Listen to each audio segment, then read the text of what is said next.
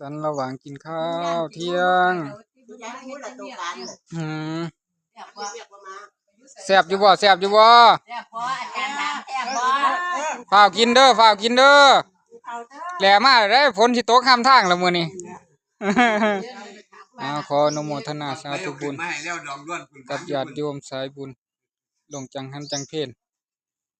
ขึ้นจากน้ำไม่แล้วบังไปเจ๊งวนบ่กินข้าวบ่โอ้ยกลุ่มน้ำหยังเนาะ